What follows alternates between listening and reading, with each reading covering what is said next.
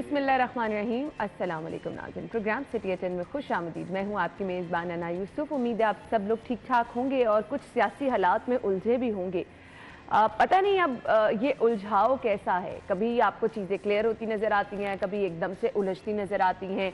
मामला है जी कुर्सी का, लड़ाई है जी कुर्सी की और हर कोई अपनी अपनी कोशिश कर रहा है। तो हमने खबरों की तरफ तो आना है, कुछ सियासी गर्मा गर्मी कल सारा दिन क्या रही उसकी तरफ तो आएंगे, लेकिन सबसे पहले जी हम कुछ बात करेंगे।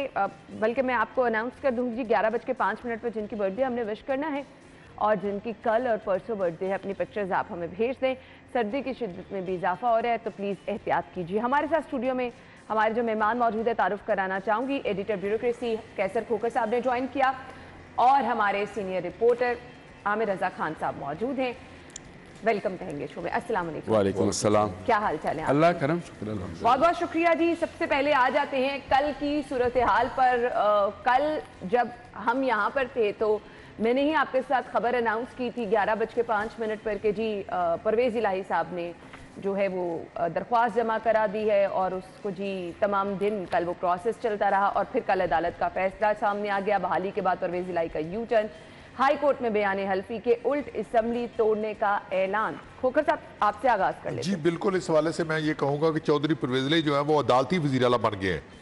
पहले जब सुप्रीम कोर्ट के हुक्म पर वो बहाल होकर वज़ीर आला बने और अब दोबारा जब गवर्नर ने उनको डीनोटिफाई किया तो अब फिर हाई कोर्ट के हुक्म पर कल बहाल हुए हैं और बहाल होने के बाद ही उन्होंने हालांकि अंडरटेकन दी गुजरात के वज़ीर आला से अब वो अदालत के वज़ीर आला बन गए और उन्होंने अदालत में जाकर एफिडेविट जमा कराया कि मैं असेंबली नहीं तोड़ूंगा। लेकिन इसके बाद फौरी तौर पर उन्होंने ट्वीट कर दिया कि मैं इमरान खान के हुक्म पर असेंबली तोड़ूंगा, जो कि मैं समझता हूँ कि उनकी क्रिमिनल ब्रीच ऑफ ट्रस्ट है। इसका हाई कोर्ट को नोटिस लेना चाहिए, सो मोटो नोटिस लेना चाहिए और उनको शोकस नोटिस देना चाहिए, उनको साथ देनी चाहिए कि अदालत में जो जमा कराया गया एफिडेविट है उसकी उन्होंने खिलाफवर्जी क्यों की।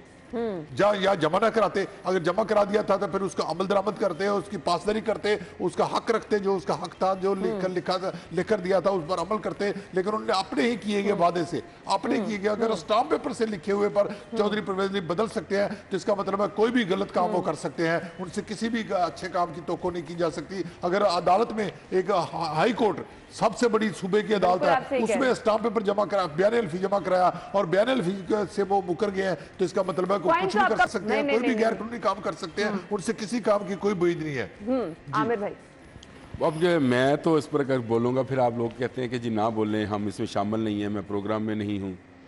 बात सिर्फ सिंपल सी है जिसको मैं समझता हूँ कि एक आइन की शिक थी जिसके तहत गवर्नर पंजाब ने बिल्कुल आइनी इक़दाम करते हुए उन्होंने फैसला किया और ये उनके पास हक हासिल है कि वो 24 घंटे में किसी वक्त भी कह सकते हैं कि आप इत्मीनान का वोट लें। असम्बली का इजलास जारी था, असम्बली का ये इजलास कुछ स्पेशल इजलास बुलाना नहीं पड़ना था। उसी इजलास में अगर इनके पास 186 लोग मौजूद थे ले लेते। लेकिन मुझे अब बड़ी ही माजरत के साथ बार बार दोस्त भी मना करते हैं, मुझे समझ नहीं आती है।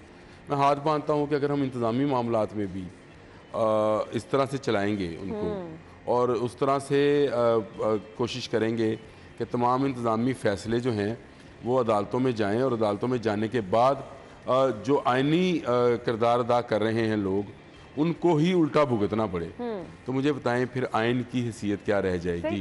फिर ये तो वो दरख्वास्त थी परवेज़ इलाही की जिसको 1 सेकंड लगना था, अदालत कहती कि अगर गवर्नर का राइट है या नहीं है। इसमें दो राय थी नहीं, बिल्कुल आपने इसमें सिर्फ आइन की इतनी इंटरप्रिटेशन थी कि गवर्नर कह सकते हैं या नहीं कह सकते हैं। अब उसके आगे चल कर आपने फिर वो उनको बहाल भी कर दिया, असम्बलियाँ तोड़ने से मना करने के लिए एफिडेविट भी दे दिया। परवेज़ इलाही ने बाहर निकल कर अब मैं इसके लिए क्या अल्फाज इस्तेमाल करूँ मुझे समझ नहीं आती है। लेकिन जो उन्होंने हरकत की है मेरा ख्याल है कि जितने हमारे मुनसफ़ हैं और जो हम हैं अवाम जो मुनसफ़ पसंद हैं उनके सर शर्म से झुक गए हैं कि आपने एक तरफ उससे एफिडेविट लिया और बाहर निकल कर कहता है मैं आपका नहीं इमरान का हुक्म मानूंगा। तो ये किसकी इज्जत हुई? वो तो इज़्ज़ो मंतशा वो तो ज़िल्लो मंतशा, इज्जत ज़िल्लत अल्लाह के हाथ में है। लेकिन अल्लाह ताला ने उसी वक्त आपको उसी बंदे को जिसको आपने रिलीफ दिया उसके मुंह से क्या अल्फाज सुनवा दिए। तो ये मैं समझता हूँ कि अदालतों को अब सोचना होगा कि अगर उन्होंने इस तरह से इंतज़ामी मामलात के अंदर भी कानूनी मुशगाफियों के ज़रिए कुछ अमल दखल करना है तो तो उसके लिए माजरत के साथ तो फिर इस तरह के करैक्टर जो हैं परवेज़ लाई जैसे, ये और मजबूत होंगे आने वाले दिनों में, आने वाले सालों में, आने वाली नस्लों में। ये लोग इसी तरह एग्जिस्ट करते हैं। कल जो सब कुछ होता रहा, मुझे बता दें क्या हो रहा है? ये हम अपना इमेज मुल्क का क्या दे रहे हैं? अवाम का भी नुकसान, मुल्क का भी नुकसान, और सिर्फ इनको तस्कीन मिल रही है कुर्सी सिर्फ की। अन्ना ये बात मुझे सिर्फ कोई अदालती अहलकार, कोई बंदा, मुझे कोई वकील ये समझा दे पिछले 4.5 माह से किस चीज़ का इजलास जारी है। हाँ, उसमें क्या कितना काम किया गया पंजाब की आवाम के लिए और कितना पैसा लुटाया गया, दोनों चीजों का हिसाब मुझे इसका हिसाब तो किसी ने नहीं पूछा उससे। और मैं हैरान हूँ इंजीनियर बलीगुर रहमान साहब जो गवर्नर पंजाब है, उनके वकील के ऊपर भी कि वो भी खामोश तमाशाई बने रहे, उन्होंने भी कोई ऐसी हरकत नहीं की। भी तो कितनी है नहीं, मजबूरियाँ क्या होंगी, इसमें मजबूरी कोई नहीं थी। मैं समझता हूँ कि इनमें कानून की लाइलमी है। सिंपल सा एक कानून था कि गवर्नर पंजाब जो है वो इत्मीनान के वोट का कह सकते हैं या नहीं कह सकते हैं, ये 2 चीज़ें थी ना। तो अदालत को ये फैसला देना चाहिए था कि कह सकते हैं या नहीं कह सकते। अब ये मामला लटक गया, अब मामला लटक गया। 11 जनवरी तक ये फैसला मौजूद रहेगा। वज़ीर आला पंजाब परवेज़ लाई रहेंगे, अवाम के सरों पे मुसल्लत भी रहेंगे। क्या कर लेंगे आप 11 जनवरी इसी तरह पूरे पंजाब का पैसा इकट्ठा करके गुजरात पहुंचाया जाएगा और गुजरात के लोगों को उठाकर पूरे पंजाब पर मुसल्लत किया जाएगा, मंडी बहाउद्दीन को नवाजा जाएगा। और इसके अलावा क्या करेंगे? कब तक आमिर भाई? 11 जनवरी के बाद भी तो कुछ होना है खोखर साहब। जी बिल्कुल, इस हवाले से मैं कहता हूं कि जो अदालत है उसको ये हुक्म देना चाहिए था कि जो चौधरी परवेज़ के लिए टाइमलाइन फिक्स कर देते कि आप इतने दिनों तक अपना एतमाद का वोट लें। इतनी सी बात थी और बात खत्म हो जाती है। एतमाद का वोट तो लेना चाहिए। अगर इसका मतलब है कि चौधरी परवेज़ अली के पास अगर एतमाद का वोट नहीं है, उनको असम्बली की हमायत हासिल नहीं है, तो उन्हें वज़ीर आला खुद हट जाना चाहिए। अगर मैं उनकी जगह होता तो मैं खुद ही हट जाता। मैं कहता नहीं भी मेरे पास एतमाद का वोट नहीं आए, जो नया वज़ीर आला बनता है उसको बना ले, मेरे पास एतमाद का वोट नहीं है, मेरे साथ अरकान असेंबली नहीं है। इनको चाहिए इस तरह कहना चाहिए। कैसर साहब, आप में शर्म है, जिनमें नहीं होती है वो रहते हैं। अब उनको एतमाद का वोट तो कानूनी बात है, कोई एक जस्टिफिकेशन बनती है। कोई गलत बात गवर्नर ने नहीं की, गवर्नर ने सही बात की है कि आप भाई एतमाद का वोट लें। अब इसको एतमाद का वोट लेने के लिए असेंबली का जा, अब स्पीकर को कह देना चाहिए, उसको जो वज़ीर आला को, मैं फलां दिन असेंबली का इजलास बुलाता हूँ, अब 10 दिन का टाइम दे दें। अब इतने दिन का असेंबली के इजलास होंगे जब तक 11 जनवरी तक परवेज़ लाई साहब सीएम है। कौन सी वहां पर कोई, मैं कहती हूँ कुछ भी नहीं होना, मिल जाएंगे कुछ नहीं। कल भी जो इजलास हुआ उसमें जो हंगामा शर्म आती है। हुकूमती अरकान, आप रात को 9 बजे का 10 बजे का बुलेटिन देखें तो खुदा की कसम शर्म आती है। सही कह रहे हैं आप। ये जो सियासी हालात हैं, मछली मंडी से भी कुछ आगे की बात थी वो मैं ये समझता हूँ कि इमरान खान साहब जो हैं वो इस मुल्क में जिस तरह की सियासत कर रहे हैं वो ना अवाम अफोर्ड करते हैं, ना ये मुल्क अफोर्ड करते हैं। सही कह रहे हैं आप। और उनकी सियासत में जो उनके आलाकार बने हैं, जिस तरह से परवेज़ लाई साहब हैं या मुन्नस लाई साहब हैं, ये सब लोग उनके इस वक्त सियासी आलाकार हैं। तो जिस तरह से वो इस्तेमाल हो रहे हैं या उनको इस्तेमाल किया जा रहा है, ये बदकिस्मती है सूबे की, इस सूबे के करोड़ों अवाम की। पाकिस्तान के मैं समझता हूँ 65% की ये जो है उनके साथ ज़्यादती है। इस तरह की सियासत अब चलेगी नहीं। इसमें मैं फिर माजरत के साथ कहता हूँ कि अदालतों को अपना किरदार इस तरह से अदा करना चाहिए था कि आप सिर्फ आइन की इंटरप्रटेशन करते। आपको क्या ज़रूरत है किसी से बयान वल्फी लेने की? आपको क्या ज़रूरत है कि जी आपको हम पाबंद नहीं करते कि आप वोट लें ना लें। गवर्नर का राइट था, गवर्नर को इस्तेमाल करने देते। परवेज़ लाई साहब का राइट है कि वो अपनी अक्सरियत साबित करें, 186 अरकान वो ले आते, तो मामला हल हो जाता। अच्छा, अब यहाँ पे मुझे जो सूरत हाल कल देखी, परसों देखी, इत्तेमाद का वोट तो सीएम साहब नहीं लेने वाले हैं। जी बिल्कुल ऐसे है, वो नहीं ले रहे, बल्कि उनके पास इत्तेमाद का वोट लेने के लिए अक्सरियत वो खो चुके हैं। वो खो चुके हैं। इत्तेमाद का वोट वो लेते हैं जिन पर किसी को इत्तेमाद हो। मुझे बताएं, अब जो अदालत के साथ इन्होंने ब्रीच, इन्होंने सही कहा, क्रिमिनल ब्रीच है ये। बिल्कुल सही कहा। ये तो कल को कुछ भी कर सकते हैं, कुछ कह के जा रहे हैं, कर आप ये कल को कुछ भी कर सकते हैं। ये तो इस बार आपको बताओ, ये अमानत में खयानत का पर्चा दर्ज होता है एक तरह का पुलिस। सर मैं परेशान ये हो रही हूँ कि ये चौधरी परवेज़ लाई साहब के लिए जो वर्ड्स माजी में यूज़ किए जाते थे कि भाई इनकी समझ बूझ और इनकी हर चीज़ को सलाम पेश किया जाता था कि जिस तरह से ये सियासत को समझते हैं। मैं तो ये वाली तो तमाम सूरत हाल देख के कुछ कहा नहीं जा रहा कि बंदा बासा कतरिया बतरे गए ने ना, मसला वो पंजाबी में कहते हैं कतरिया बतरे गया। तो इसमें मतलब ये होता है कि आप ज़हन व फहम फरासत जो है वो आप इस्तेमाल नहीं कर रहे हैं और आपके बच्चे इस्तेमाल कर रहे हैं। जब बच्चों के हाथ में गेम आ जाए तो फिर तो आप समझें कि गेम गई। वही हुआ चौधरी परवेज़ लाई के साथ भी। उनके बेटे जो हैं मोहन्नद सलाई, वो बहुत ज़्यादा इम्प्रेस हैं पिंकी पीरनी साहबा से, और उनके मुरीदैन में शायद शामिल हैं। और उनसे एक ये भी है कि एक दफ़ा ये मिलने गए थे तो बनी गाला में, तो एक सोफ़ा हवा में तैर रहा था और उन्हें बताया गया था कि ये पिंकी पीरनी साहबा की करामत है। ये दरोग बरगर्दन रावी है, लेकिन ये ज़बान ज़द आम ये बात है। और उसके बाद मोहन्नद सलाई साहब जो हैं वो इस बात पर पक्का उनका पुख्ता यकीन, मैं ईमान तो नहीं कहता, पुख्ता यकीन हो गया कि ये पिंकी पीरनी साहबा के पास कोई मोक्कलीन जन्नात कुछ इस तरह की चीज़ें हैं। लेकिन अगर इतने जन्नात और इतने करामात होते तो फिर ये गवर्नमेंट क्यों जाती? इतनी एड़ियां ये क्यों चल रगड़नी मेरा पड़ती? पुत्र 1 जो चली फिल्म कौमी असम्बली में, उसका चल मेरा पुत्र 2 ना चल रही होती बिल्कुल ऐसे ही यहाँ पे।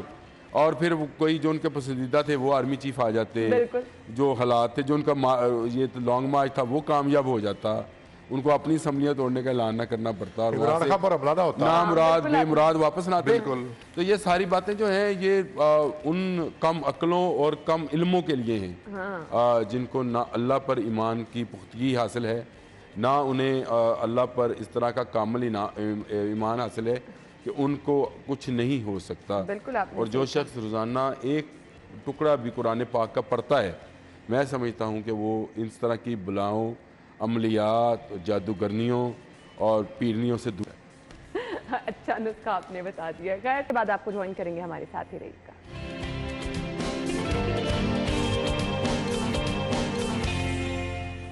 खुश आमदीद आपको एक बार फिर से कहेंगे। हर जुबान ज़दे आम आजकल जो हम चीज़ सुन रहे हैं वो ये है कि जी नान और रोटी महंगी हो गई। ऑलरेडी हम देख रहे हैं गैस प्रेशर रात के टाइम कम हो जाता है, कुछ इलाकों में तो बिल्कुल ना होने के बराबर होता है। ऐसे में अभी मैं खबर पड़ी थी जिन्होंने कंप्रेसर लगाया उनके खिलाफ कार्रवाई भी। भाई किसी को जीने भी दें। आप एक तरफ सियासी हालात देखें, एक तरफ महंगाई, आवाम की जेबें खाली हो रही हैं। आप ये कह रहे हैं कि जी हालात बेहतरी की तरफ, की मैशत तबाही की तरफ जा रही है। अब ये मामूली चीजें, कभी शोर भी नहीं सुना था इस बारे में, कभी किसी के मुंह से भी नहीं सुना था कि रोटी इतने की मिल रही है, नान इतने का। और हर जगह पे अब क्या डिस्कस हो रहा है, आपके मेन स्ट्रीम मीडिया पे, आपके सोशल मीडिया पे हर बंदा यही रो रहा है कि जी महंगाई से वो लोग तंग हैं, नान और रोटी महंगी है। अच्छा जी, खबर अब ये है जी, सियासी लड़ाई में महंगाई की चढ़ाई, और वाकई ये सिलसिला जारी है। फाइन आटे की बोरी 10,000 की हो गई है, नान रोटी मजीद महंगी होने का खदशा है। अब जो नान रोटी वाले बेचारे हैं, अगर वो नान और रोटी महंगी देते हैं, हर इलाके का अपना रेट है, हम कहते हैं जी आप रोटी महंगी दे रहे हैं, नान महंगा दे रहे हैं। अब उनकी अगर आप बात सुने, ये महंगाई अपनी जगह, जो फाइन आटे की बोरी 10,000 की हो गई, उन्हें भी सिलेंडर चलाने पड़ते हैं, फिर वो बेचारे कहाँ जाएं? जी बिल्कुल, नान की जो कीमत है वो 22 रुपए से बढ़कर 25 रुपए हो गई है। और मैं कल जो है रोटी लेने गया नान बाई की दुकान पर, तो वो तनूर वाला जो ना मुझसे 14 रुपए की एक रोटी दी। अच्छा, 14 रुपए की रोटी की कीमत कर दी है। अब देखिए, रोटी की कीमत कभी देखते थे 1-2 रुपए होती थी और महसूस नहीं होती थी रोटी की कीमत अदा करते हुए, पता नहीं चलता था। अब 2 रोटियां ली तो 28 रुपए की 2 रोटियां आई, 3 रोटियां ली तो 42 रुपए की 3 यानी कि रोटियां बढ़ गई। इस तरह रोटी की कीमत जो है इन्होंने बढ़ा दी है और वो नान की कीमत बढ़ गई है। और इस वाले से जो जिली इंतजामिया वो भी खामोश है। और हमारा जो महंगाई वाले से जो नून लीग ने वादा किया था कि हम हुकूमत बनाएंगे तो महंगाई कंट्रोल करेंगे, वो भी देखिए आपके सामने है। मरियम नवाज ने लॉन्ग मार्च किया था महंगाई के खिलाफ, अब मरियम नवाज भी खामोश है। अब सारे फाइन आटे की जो बोरी की कीमत है वो 10,000 रुपये हो गई है और 2 हफ्ते के दौरान फाइन आटे की कीमत में 1,300 रुपये इजाफा हो गया है। और सिटी फॉर 2 जो हमारा अखबार है, ये हमेशा इस बात को हाईलाइट करता है कि जो कंज्यूमर है उनके मसाइल क्या है, आम बंदे के मसाइल क्या है। महंगाई आम बंदे का मसला ये नहीं है कि वजीर आला पंजाब चौधरी पदली बन गया या कौन वजीर आला पंजाब बन गया या गवर्नर ने असम्बली तोड़ दिया। आम बंदे का मसला यह है कि बिजली का बिल सस्ता होना चाहिए, पेट्रोल सस्ता होना चाहिए, महंगाई सस्ती होनी चाहिए, ग्रासरी की दुकानें चीजें सस्ती होनी चाहिए, दाल रोटी आटा घी किचन की चीजें सस्ती होनी चाहिए और अद्वियात सस्ती होनी चाहिए। आम बंदे का ये मसला है। आम बंदे का मसला हल नहीं हो रहा और हाई कोर्ट ने एक दिन को नोटिस लेकर और एक दिन को नोटिस पर परवेज को वजीर आला बना दिया और हाई कोर्ट कहा गई इस पर भी नोटिस लेना चाहिए अदालत को कि ये महंगाई जो बढ़ रही है। मजाल है कि 11 जनवरी तक सीएम साहब कोई इस तरह की चीज का भी नोटिस ले लेंगे। अस्पतालों के बता के हम पागल हो गए हैं, लेकिन मजाल है सीएम साहब ने इस चीज का भी नोटिस लिया कि किसी एक अस्पताल की सूरत हाल मैं सुधार के जाऊंगा, मैं ये कार्य खैर में ये अच्छा काम करके जाऊंगा। पर गुजरात से नजरें हटे तो कुछ हो। आमिर भाई, मैं इस पर क्या बात करूं। कैसर साहब ने तो मरियम का नाम ले दिया मुस्लिम लीग नून का नाम ले दिया। उनका क्या तल्लक है इस महंगाई के साथ?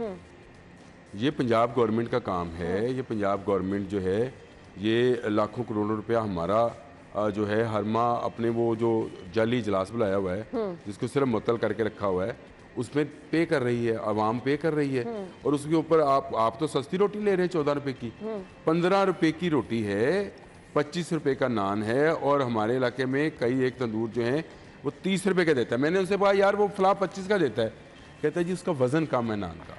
ये पॉइंट है। अब ये पॉइंट जो है ये किसकी जिम्मेदारी है जी? खोखर साहब, ये क्या मरियम नवाज आएंगी? जी बिल्कुल नून आएगी। आमिर भाई से मैं गुजारिश करता हूँ कि वो नून लीग की मैच छोड़ दें और वजीर आजम होता है मुल्क का, वो जब वजीर आजम इस बात का नोटिस ले कि महंगाई, अगर पंजाब हुकूमत महंगाई पर कंट्रोल नहीं कर रही तो पंजाब हुकूमत को इस वजह से हटाया जा रहा है कि वो एतमाद का वोट नहीं ले रही थी, महंगाई की वजह से क्यों नहीं हटाया जाता ताकि अवाम भी खुश हो। आमिर भाई आप क्यों महंगाई की वजह से 15 रुपए की रोटी खरीद के मुतासिर भाई 15 रुपए की रोटी 25 का नान, ये है नया पाकिस्तान। मुझे ये बताएं इसमें हिमायत वाली कौन सी बात है? वफाकी गवर्नमेंट का ये काम नहीं है। अब अगर कैसर साहब जैसा एडिटर ब्यूरोक्रेसी का ये इल्म है तो फिर माजरत के साथ हमें मुशी इख्तियार करना। रमजान बाजार जो है कैसर साहब ना रमजान बाजार है, कैसर साहब दवाइयां फराहम करना जो फाकी हुकूमत का काम है। फाकी हुकूमत रमजान बाजार नहीं लगाती, कैसा बाजार लगाए ना, फाकी हुकूमत भी लगाए, पंजाब हुकूमत आपकी इल्मियत पर मैं 1 मिनट की मोशी इख्तियार करता हूं। जिली हुकूमत भी लगाए, क्यों नहीं फाकी हुकूमत लगा सकती? फाकी हुकूमत के पास इतने बजट होता है, वो आकर रमजान बाजार अतवार बाजार पूरे सूबे में लगाए और यूटिलिटी स्टोर पर सस्ती दवाइयां करे, पेट्रोल की कीमत कम करे, वापडा के जो बिजली के बिल जो है वो कम करे। बिजली के बिल कम करना किसका काम है? पेट्रोल की कीमत कम करना किसका काम है? वो कम करे। आमिर भाई हर शहरी के ये हालात है। मैं खोकर साहब, आपने तो 1 मिनट की खामोशी इख्तियार कर ली है, 1 मिनट हो गया पूरा। अच्छा, अगर ये ऐसे हालात है तो फिर बड़े बुरे हालात। खोकर साहब परेशान, अगर हम दिमागी तौर पर ये भी सोच नहीं पा रहे, कीमत कम करना किसका काम है? अब हम ये भी नहीं सोच पा रहे कि रोटी, नान, दाल, चावल, घी, इसकी कीमतें कम करना किसका काम? अगर हम ये भी नहीं सोच पा रहे, अगर हम ज़हनी तौर पर यह भी नहीं सोच पा रहे कि वफाकी हुकूमत संडे बाजार और रमजान बाजार नहीं लगाती है, पंजाब हुकूमत लगाती है, सूबाई हुकूमत लगाती है, सूबाई हुकूमत लगाती है, यूटिलिटी स्टोर पर आटा मिल रहा है। लेकिन आप किसी एक आप पिछले 2 हफ्ते से तो प्रोग्राम कर रही हैं। मैं हर रोज यूटिलिटी स्टोर के बाहर से गुजर के आती हूँ और जब मैं 8 बजे गुजर के आती हूँ आमिर भाई, वहाँ लोगों की लाइन लगती होती है। अब लाइन लगना तो कोई ऐसी बात नहीं, पहले मैं लोगों की कुव्वत, अब वो 24 घंटे का तो यूटिलिटी स्टोर नहीं है, 9 बजे खुलना है, उससे पहले लोग आ जाएंगे तो उनको आटा मिल भी जाएगा। आपको किसी जगह से ये शिकायत मिली कि वहां से आटा नहीं मिल रहा, मैं किसी की हिमायत या किसी की मुखालफत नहीं कर रहा, लेकिन खुदारा ये तो सोचे क्या काम वफाकी हुकूमत का है, क्या काम सूबाई हुकूमत का है। खाने पीने की अशिया जिस तरह हर बंदा परेशानी में, ठीक है हम भी परेशान है, पेट्रोल महंगा है, हम भी परेशान हैं, हम भी परेशान। बच्चों के पैम्पर देखे हुए, बच्चों की चीजें, दवाइयां देखे, बच्चों की कितनी महंगी हो गई है। आप पैम्पर देखने को तो मेरा दिल नहीं करता, मैं भी बच्चों वाला हूँ, देखे कितनी दवाई चीजें महंगी हो गई हैं, आप खुद अंदाजा करें। तो ये फाकी हुकूमत का भी काम है ना कि महंगाई को। और कैसर साहब पोतरे बनने करो, छड्डो पैम्पर शैम्पर हूं छड़ दियो, पुराने तरीके नहीं हो ਜਿਹੜੀਆਂ ਸਾਡੀਆਂ ਵੱਡੀਆਂ ਮਾਵਾਂ ਸਾਡੇ ਦੌਰ ਵਿੱਚ ਕਿਦੋਂ ਪੈਂਪਰ ਹੁੰਦੇ लंगोट और की।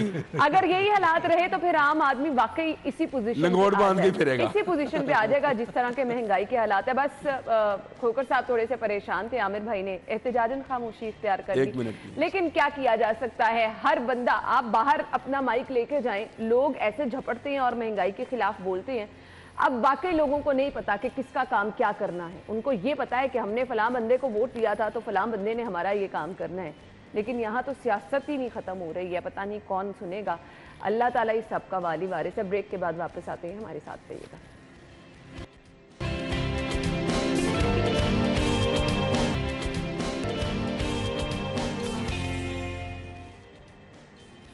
Welcome back. और खबर क्या है जी? कंप्रेसर के इस्तेमाल पर एक्शन लिया गया, 500 सारिफीन के गैस कनेक्शन कट गए।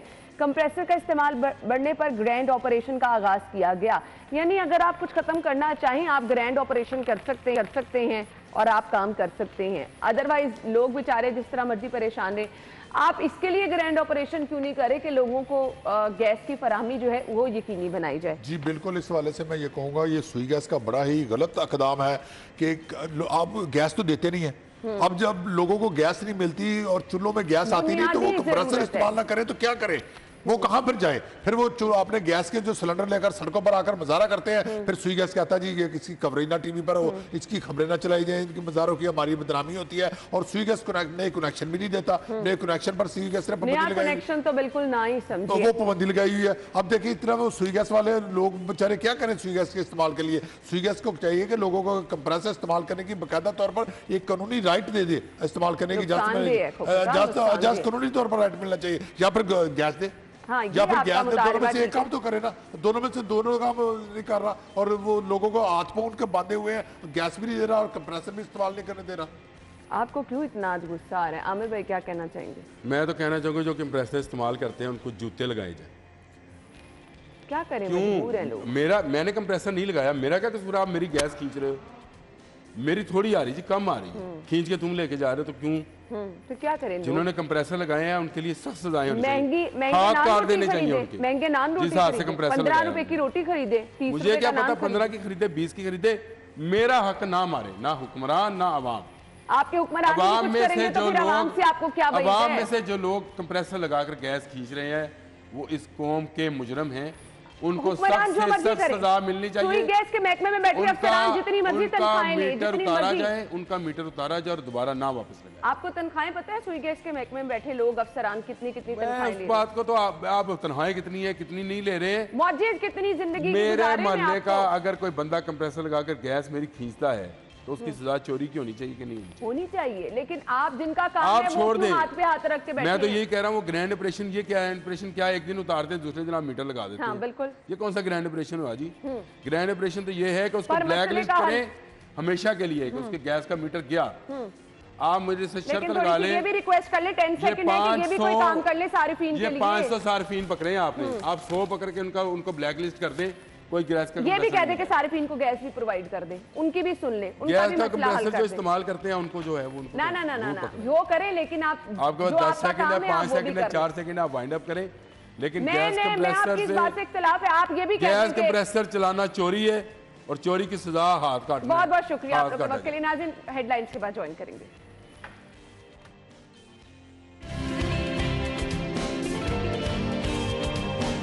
तो ये तो थे जिनकी आज बर्थडे है, जिनकी कल बर्थडे है वो हमें अपनी पिक्चर्स भेज सकते हैं। इंशाल्लाह मंडे को हम प्रोग्राम का हिस्सा बनाएंगे। और कल बर्थडे है जी बानी पाकिस्तान कायदे आज़म मोहम्मद अली जिन्ना की भी। मुल्क कौम के लिए उनकी खिदमात, ये पूरा मुल्क ये आज़ाद फिजा जिसमें आज सांस ले रहे हैं, बिलाशुबा ये कायदे आज़म की अनथक मेहनत की वजह से आज हम इस मुल्क में मौजूद हैं और आज़ाद फिजाओं में सांस ले रहे हैं। तो सबसे पहले कायदे आज़म को भी, तो बानी पाकिस्तान कायदे आज़म मोहम्मद अली जिन्ना ने ये मुल्क हमें दे दिया जिसमें आज हम जिंदा हैं, लेकिन बहुत सारे पैगामात भी दिए, बहुत सारी बड़ी जिम्मेदारियां भी दी। क्या हम उन जिम्मेदारियों को पूरा कर रहे हैं? वो जो पाकिस्तान जो कायद ने बनाया था और आज का पाकिस्तान क्या है? उस वक्त जो जिम्मेदारियां उन्होंने कौम के सुपुर्द की और जिस तरह से बताया कि मुल्क को संभाला देना है, नौजवान के जिम्मे जो काम लगाए, क्या वो कर रहे हैं? कायद का पाकिस्तान और आज का पाकिस्तान क्या है? इस पर रोशनी डालने के लिए हमारे साथ हिस्टोरियन मौजूद है, प्रोफेसर डॉक्टर इकबाल चावला साहब ने हमें ज्वाइन किया। अस्सलाम वालेकुम। वालेकुम सलाम। क्या हाल चाल है? ठीक है, शुक्रिया आपका। आपके वक्त का भी बहुत बहुत शुक्रिया। ये हम आज़ाद फिजाओं में सांस ले रहे हैं, बिलाशुबा बानी पाकिस्तान ने इसके लिए बड़ी मेहनत की, लेकिन हम उस मेहनत को मेरे ख्याल से भूल गए हैं, उस फलसफे को भूल गए हैं, उस जिद्दोजहद को भूल गए हैं और उस जिम्मेदारी को भी भूल गए हैं। मैं आपसे इत्तेफाक करता हूँ, मगर कुली तौर पर नहीं। कायद आज़म ने जो पाकिस्तान बनाया और हिंदुस्तान की तकसीम का मुतालबा किया, तो ये करोड़ों जो हिंदुस्तान में मुसलमान बस रहे थे, उनकी माशी, माशरती, मजहबी और सियासी जो चैलेंजेस थे, उनको देखते हुए ये फ़ैसला किया कि नहीं, हमें एक अलहदा रियासत की ज़रूरत है जहाँ पर हम इस्लामी फलाही जमहूरी रियासत बनाएंगे का क़याम अमल में ला सकते। हाँ, मगर बदकिस्मती से वो 47 से लेकर आज तक हम इसी जदोजहद में लगे हुए हैं कि किसी तरह हमारा मुल्क इस्लामी बन जाए, जमहूरी बन जाए और फलाही रियासत बन जाए। No doubt. अच्छा, उसमें जो नहीं बना तो जाहिर है कि हम सब नहीं ज़िम्मेदार हैं, हम में से एलीट क्लास ज़िम्मेदार है। एलीट क्लास से मेरी मुराद वो है जो करता धरता लोग हैं, doubt. जिनमें ज़ाहिर आप समझती हैं लेजिस्लेटर्स हैं, और उसमें और जितने बड़े बड़े इदारों के बड़े बड़े लोग हैं। आम बंदा, आम लोग जो हैं वो मेहनत कर रहे हैं, वो अपना मेहनत करके रोज़ी कमा रहे हैं और इस मुल्क से वालिहाना मोहब्बत करते हैं। No doubt. लिहाजा वो ज़िम्मेदार नहीं है, बिल्कुल। मैसेज ज़िम्मेदार नहीं है। मगर हुआ क्या है कि जहाँ लीड क्लास ने करप्शन और बुराई इख्तियार की और रास्ते से भटके, वहाँ पर वो उसका ट्रिकल डाउन इफेक्ट पड़ा है। अब हम देखते हैं कि आम बंदा भी चीटिंग करते हुए उसको कोई उसकी गिल्ट नहीं महसूस हो रहा है। बिल्कुल। इवन मजदूर और किसान भी कामचोर और चोरी करता हुआ दिखाई देता है, जो कि जाहिर है ये लम्हे फिक्रिया। बिल्कुल आपने सही कहा। तो मुझे बता दें जिन सेगमेंट की हम बात कर रहे हैं कि वाकई ही उस चीज़ को भूल बैठे हैं सर, वो भी थोड़ा नहीं है, वो भी बहुत बड़ी तादाद लोगों की है। तो हम उससे तब्दीलियां भी देख रहे हैं, बहुत सारी ऐसी रूनुमा हो रही हैं जो कि आगे चल के हमारे मुल्क के लिए बेहतरी की तरफ नहीं लेके जाएंगी। क्या करना है हमें, बहैसियत कौम हमारी जिम्मेदारियां क्या होनी चाहिए? देखिए, हमें सबसे पहले तो हमारा अलमिया क्या है। सबसे बड़ा अलमिया ये है कि हमारे यहाँ सेपरेशन ऑफ पावर्स नहीं है। सेपरेशन ऑफ पावर्स जो है मोंटेस्को ने दिया था, फिलॉसफी दी थी और अमेरिकन कॉन्स्टिट्यूशन का एक हिस्सा बना कि ये जो तीन बड़ी जो इदारे होंगे, मकनना, उसके साथ अदलिया और एग्जीक्यूटिव, ये इनके इख्तियारात अलग-अलग होंगे, एक दूसरे में इंटरफेरेंस नहीं होगी।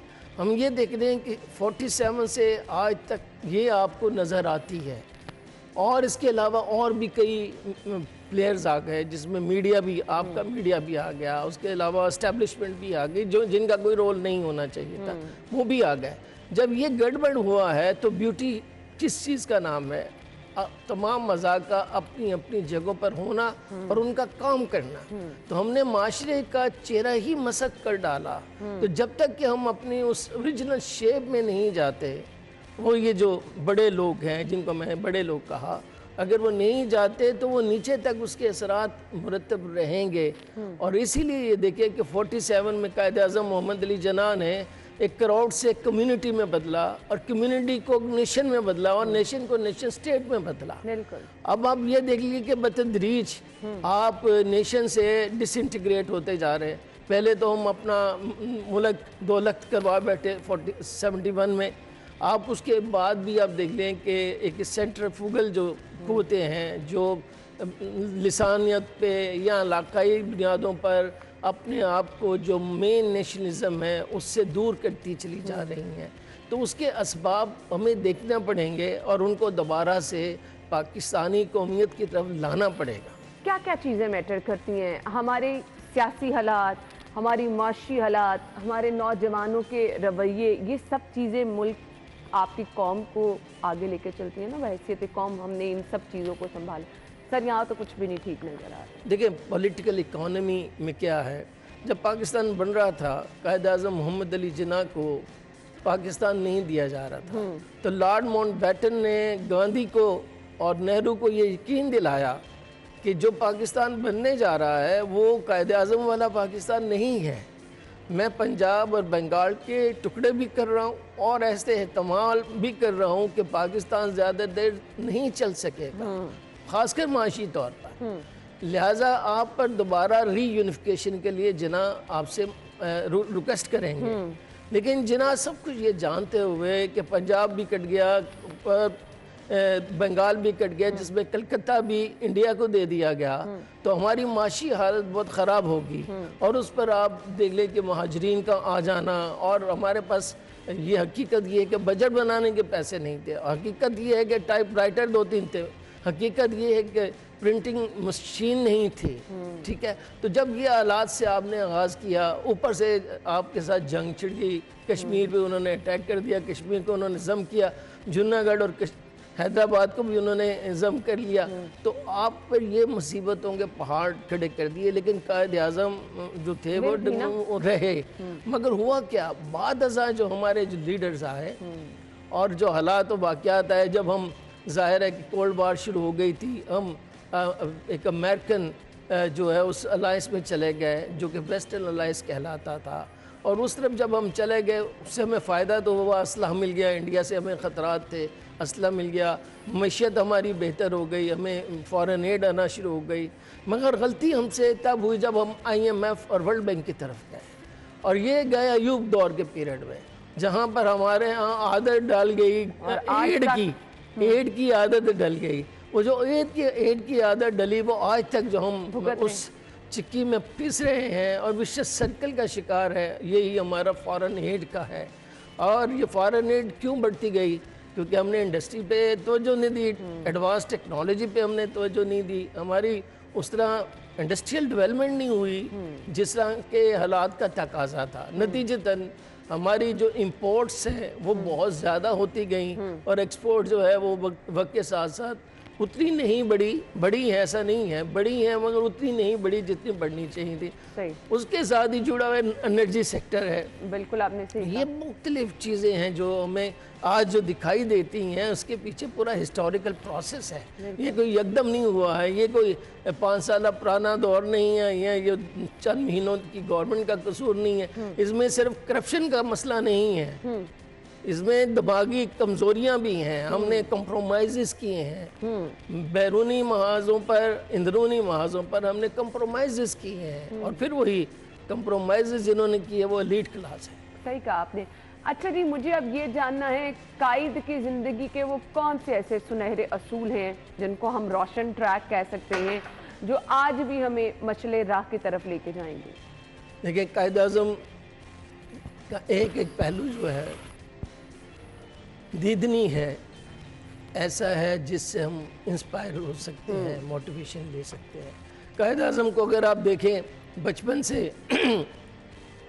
तालीम की तरफ तवज्जो है, तो तालीम की तरफ तवज्जो है। जब वो सियासत में आए हैं तो सियासत और तालीम साथ रखा है। उसके साथ फिर जब वो वकील बने हैं तो नाम कमाया है, वो मेहनत से है, जहानत बाद में आती है, मेहनत हम, और उनके अल्फाज, आखिरी अल्फाज भी यही थे, वर्क एंड वर्क, काम। हमने वर्क छोड़ दिया है। अच्छा, जब हम वर्क छोड़ देते हैं तो फिर दूसरी तरफ तवज्जो चली जाती है, हम अपनी फिक्र नहीं करते। कायद आज़म का दूसरा जो अहम पहलू था, वो हर अमल आइन और कानून के दायरे में रह के करते थे। अच्छा, आइन और कानून का दायरा हर वक्त कोई लोग नोट नहीं कर रहे होते। बिल्कुल। आप कानून की जो धज्जियां भी कह रहे होते हैं, बाज़ का आप तन्हाई में भी चंद लोगों के साथ भी कर रहे हो। तो जिन्होंने कभी भी आइन और कानून की को वायलेट नहीं किया। चौथी चीज़ ये है कि उन्होंने जो पाकिस्तान हासिल किया सियासी और आइनी जद्दोजहद के साथ किया। और एक और चीज़ ये थी कि वो निगोशिएट करते थे, निगोशिएटर थे। वो ये नहीं कहते थे मैं ये करप्ट लोग हैं या ये मुहिब वतन नहीं है, और ख़ुद फैसला नहीं करते थे। उनको पता था कि गांधी बदतरीन दुश्मन है, उन्हें पता था कि नेहरू और पटेल के दिमागों में क्या चल रहा है, उन्हें पता था कि अंग्रेज़ Lord Wavell, Lord Mountbatten, Lord Linlithgow उनको नफ़रत की निगाह से देख रहे हैं। उनको वो समझ रहे हैं ये हमारे कानूनीज़ के आम लोग हैं, तो जिन्हें उनके साथ इक्वल फुटिंग पे बात करते थे, और यही लफ्ज़ बोलते थे कि हमारा अलमिया ये है कि हम या किसी को बहुत ऊंचा बना देते हैं या नीचा बनाते हैं, हम उनको इक्वल फुटिंग पे नहीं लाते। हमारे जो हम देखते हैं वाज़ स्टूडेंट्स भी, नौजवान भी, बड़े भी रिस्पेक्ट देते हुए बड़ा घबराते हैं। कायद आज़म नहीं, वो रिस्पेक्ट देकर रिस्पेक्ट लेते थे, मोहब्बत करके मोहब्बत लेते थे। तो मैं ये समझता हूँ ये पहलू भी हमारी ज़िंदगी को, अगर हम बजाय कि हम हेट करें, हेटेड की सियासत करें, हेटेड के रिलेशनशिप करें, उससे हम साइकोपैथिक नज़र आते हैं। बिल्कुल आपने सही कहा। तो ये वो पहलू है। और इसके अलावा मैं ये समझता हूँ हाई एम्स रखने चाहिए, छोटी छोटी बातों पे नहीं लड़ना चाहिए। लेकिन हाई एम्स से मुराद जब वो पाकिस्तान लेना चाहते थे तो उन्होंने ये देखिए कि 1909 के एक्ट को तस्लीम किया, 1919 के एक्ट को रिजेक्ट किया मगर उसके अंदर हिस्सा लेके किया, 1935 के एक्ट को उन्होंने बिल्कुल नापसंद किया मगर उसका हिस्सा बने। उसका हिस्सा बनना, अगरचे आपके इख्तिलाफात हों, किसी के साथ मिल बैठना, मुल्क और कौम की वसी तर मफाद की खातिर आगे बढ़ना, इसको विजन कहते हैं। अपने मफादात को साइड पर रख के आपने मुल्क के लिए क्या करना है, ये चीज़ें मैटर करती हैं। कोई छोटा सा मैसेज आप देना चाहें? मैं मैसेज क्या है कि आज कायद आज़म के हवाले से प्रोग्राम है, तो मैं ये समझता हूँ कि होली प्रॉफिट के बाद अगर मुसलमानों ने हिंद में कोई बड़ा लीडर सर सैयद इल्लामा इकबाल और कायद आज़म के बाद तो आज तक कोई पैदा नहीं हुआ, तो उनकी बातों पर, उनके अमल पर, speeches and statements and steps पर हम अगर पढ़ें, गौर करें और अमल करें। अगर हम अमल करते रहते तो ना आज हम IMF के ग़ुलाम होते, ना आज हम अमेरिका से हम इमदाद मांग रहे होते, ना आज हम चाइना की तरफ देख रहे होते। और कायद आज़म ने तो कहा था पाकिस्तान जो है वो इस्लाम का किला बनेगा, तो हम तो बस इस्लामी ममालिक से एक किस्म का इनडायरेक्टली मदद ही मांग रहे होते हैं। तो हमें तवज्जो देनी पड़ेगी अपने आप पर। वो लामा साहब का वो ना, अपने मन में डूब कर पाजा सुरागे ज़िंदगी, गर तू मेरा नहीं बनता तो ना बन, अपना तो बन, कम से कम हम अपना इंडिविजुअली भी बने, बिल्कुल आपने और कलेक्टिवली भी बने। अपने साथ जो इंसाफ करना चाहेगा वो फिर दूसरों से भी इंसाफ करना सीख जाएगा। बहुत बहुत शुक्रिया आपके कीमती वक्त के लिए, जज़ाकल्लाह। नाज़रीन, हम चलेंगे एक ब्रेक की तरफ, ज्वाइन करेंगे आपको ब्रेक के बाद।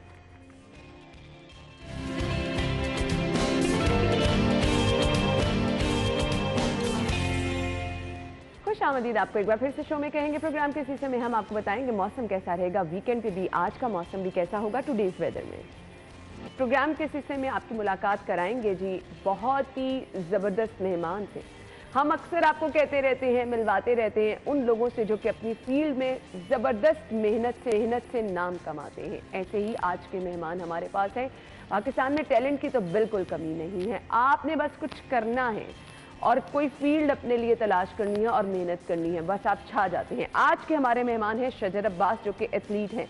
आपको मैं बताती चलूँ इनके बारे में, पाकिस्तान के तेज़ तरीन एथलीट हैं ये।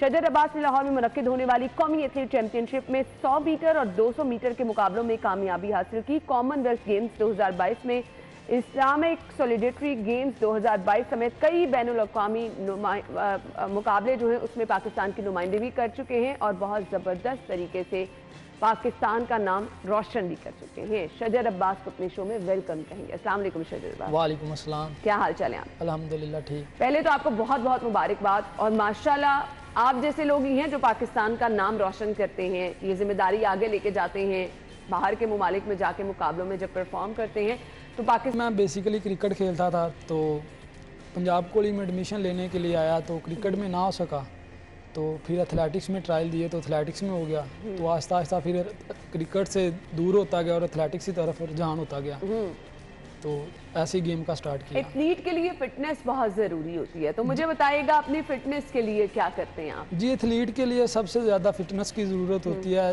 ये मदर ऑफ माँ कहा जाता है इसको, एथलेटिक्स को। तो इसमें बहुत ज़्यादा मेहनत की ज़रूरत होती है। हर गेम में एथलेटिक्स का होना बहुत ज़रूरी है, एक एथलीट बनना बहुत ज़रूरी है हर स्पोर्ट्समैन के लिए। डाइट का ख्याल कैसे रखते हैं, खाने पीने का ख्याल कैसे रखते हैं? वेट ज़्यादा गेन नहीं होने देते होंगे आप तो। टाइम कितना देते हैं? 4 साल से आपने बताया आप इस फील्ड में हैं। सो ये जो आपने अपने नाम मेडल्स किए और अपने नाम तेज तरीन एथलीट का एक टैग लगवा लिया, इसके पीछे कितनी मेहनत है आपकी? जी, इसके पीछे बहुत ज़्यादा है। मैं जितना भी अल्लाह ताला का शुक्र अदा करूँ उतना ही कम है। मैंने बहुत ज़्यादा मेहनत की, 2-2 माह घर नहीं जाता था, अगर जाता था तो एक दिन के लिए जाता था। कोई सा वापस वगैरह कहाँ करते थे? मैं पहले साहिवाल ट्रेनिंग करता था, अब मेरा पाकिस्तान कैंप लगा लाहौर में, तो अभी इधर फिलहाल ट्रेनिंग यहाँ प्रॉपर ट्रैक मौजूद है ट्रेनिंग के लिए। सही, कितना टाइम ट्रेनिंग को देते हैं और ये इतना तेज दौड़ कैसे लेते हैं, इतना स्टेमिना कैसे बिल्ड किया? कुछ तो चीज़ें नेचुरल होती है, स्प्रिंटर नेचुरल होता है, तो इसके बाद जो कोच होते हैं वो मेंटेन करते हैं, तो कोच का बहुत ज़्यादा इसमें होता है। तो 3 से 4 घंटे रोज़ाना ट्रेनिंग, एक दिन ट्रैक होता है, एक दिन जिम करते हैं, 3 से 4 घंटे रोज़ाना करते हैं।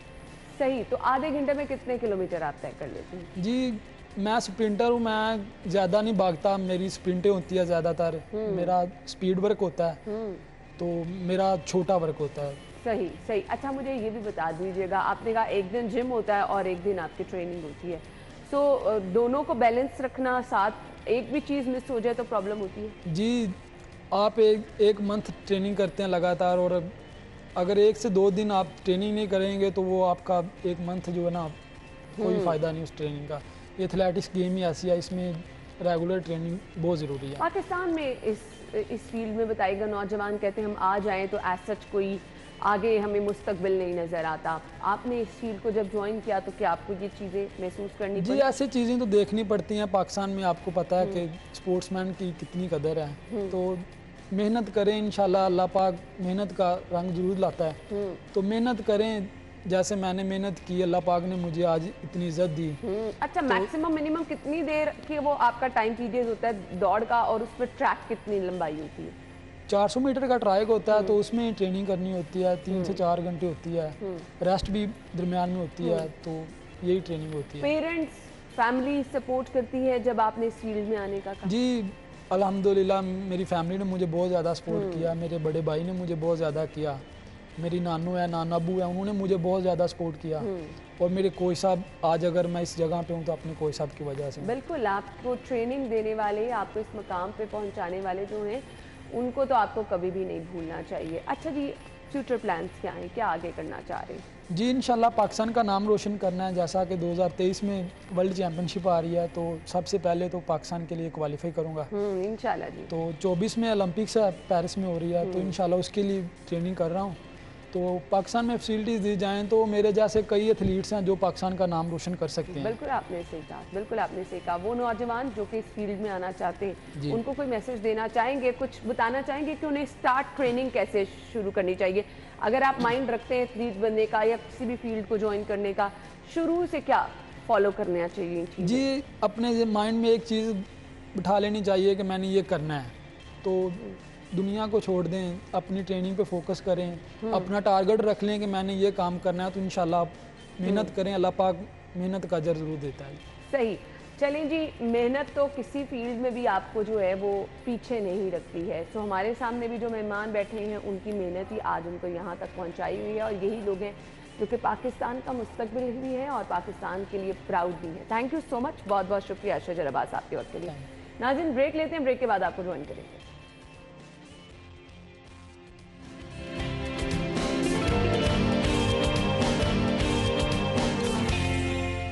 खुश आमदीद आपको एक बार फिर से कहेंगे, सेगमेंट शामिल करेंगे एक दिन एक नेकी।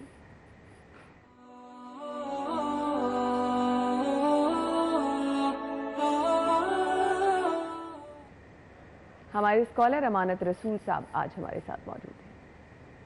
रहमान रहीम हज़रत अबू उमामा रज़ियल्लाहु ताला अन्हु रिवायत करते हैं कि रसूलुल्लाह सल्लल्लाहु अलैहि वसल्लम ने फरमाया कि मुकम्मल बीमार पुरसी यानी अयादत ये होती है कि आप मरीज़ की पेशानी पर हाथ रखें या उसके हाथ पर हाथ रख कर आप उससे पूछें कि आप कैसे हैं।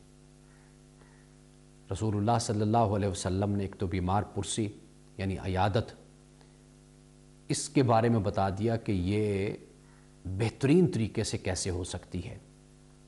इंसान का जाना भी, दूसरे से हाल अहवाल पूछना, बीमार की इयादत करना, ये बज़ाते ख़ुद बड़ा अच्छा अमल है और ये एक मोहब्बत का इजहार भी है। लेकिन जब आप किसी मरीज़ के पास जाते हैं और उसकी पेशानी पर आप हाथ रखते हैं तो और आप उससे पूछते हैं कि आप कैसे हैं, तो ये दर हकीकत आपकी मोहब्बत का इजहार है।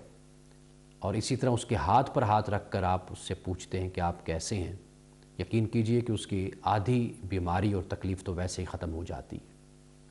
इसलिए कि मरीज़ बीमार हमेशा हमदर्दी चाहता है, मोहब्बत चाहता है। जब उसे आपकी तरफ से हमदर्दी और चाहत और खैरख्वाही मिलती है तो उसकी आधी बीमारी वैसे ख़त्म हो जाती है, यानी वो अपने आप को बेहतर महसूस करना शुरू कर देता है। यानी इस हदीस का अगर हम जायज़ा लें और इस पर गौर व फ़िक्र करें तो हमें ये मालूम होता है कि एक नफ्सियाती पहलू भी होता है इंसान की शख्सियत का। यानी वो बीमार, वो मरीज़ के जो बिस्तर पे लेटा हुआ है, किसी हद तक मायूस भी है, नाउमीद भी है, दुखी भी है, गमगीन भी है। चूँकि वो बीमार है, आप उसके पास जाते हैं, मोहब्बत का इजहार करते हैं, उसके पेशानी पे हाथ रखते हैं, तो आप अंदाज़ा कीजिए कि उसको इससे कितनी राहत और कितनी ठंडक और कितना सुकून उसको मिलता होगा।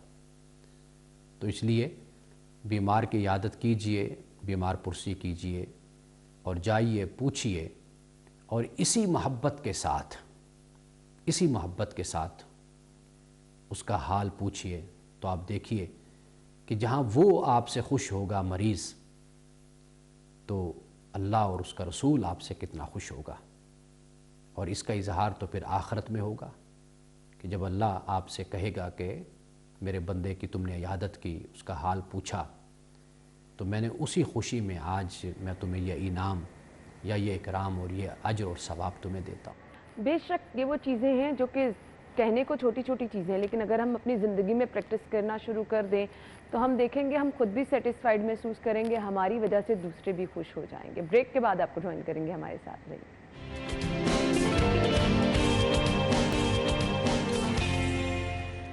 खुश आमदीद वीकेंड है और आप लोगों ने सब्जियों की खरीदारी भी करनी है, सो हम टाइम कम है, सीधा चलेंगे रुमेल के पास जो कि ओपन मार्केट के रेट आज हमें बता रहे हैं। Over to you Rumel.